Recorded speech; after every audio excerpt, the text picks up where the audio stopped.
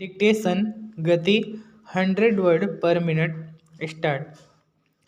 मनुष्य कामनाओं का पुतला है।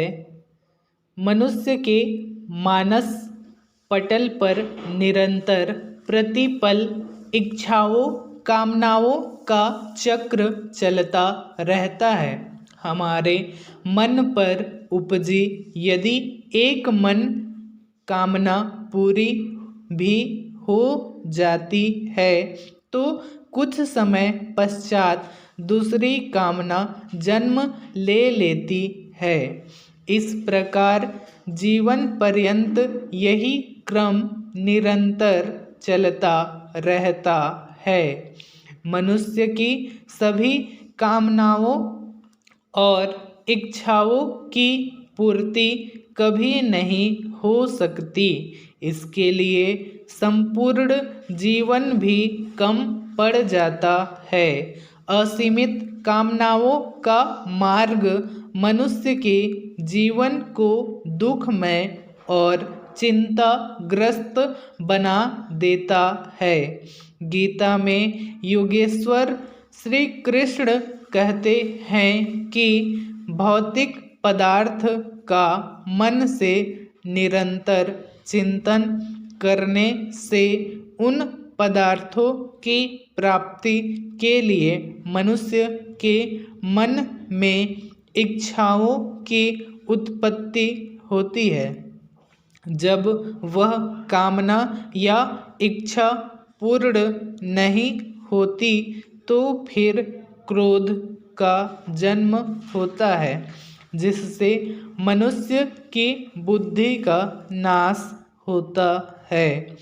रजोगुण से उत्पन्न हुई यह कामना एक भस्मासुर के समान है जो स्वयं मनुष्य को ही खा जाती है और जिसकी पूर्ति कभी नहीं होती।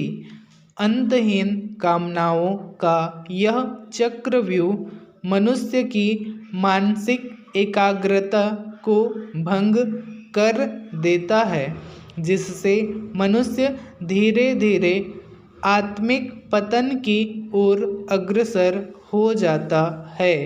हमारे मनीषियों का कहना है कि संपूर्ण ब्रह्मांड का साम्राज्य भी यदि एक व्यक्ति को मिल जाए तो भी शायद ही उसकी कामनाएं शांत हो। आवश्यकता की पूर्ति हो सकती है किंतु असीमित कामनाओं की पूर्ति होना सर्वथा असंभव है। कामनाओं को एक परिधि में बांधकर जीवन यापन करने में ही जीवन का वास्तविक आनंद निहित है। कामनाओं का जनक मनुष्य स्वयं ही है। विवेकहीन होकर वर्तमान भौतिकवाद के अंधानुकरण से अनंत कामनाओं के चक्रव्यूह में फंसकर मनुष्य जीवन पर्यंत भटकता रहता है और कामनाओं के इस झंझावात में वह अपने जीवन की इतृषि कर लेता है। असीम कामनाएं ही मनुष्य के दुख का मूल कारण है।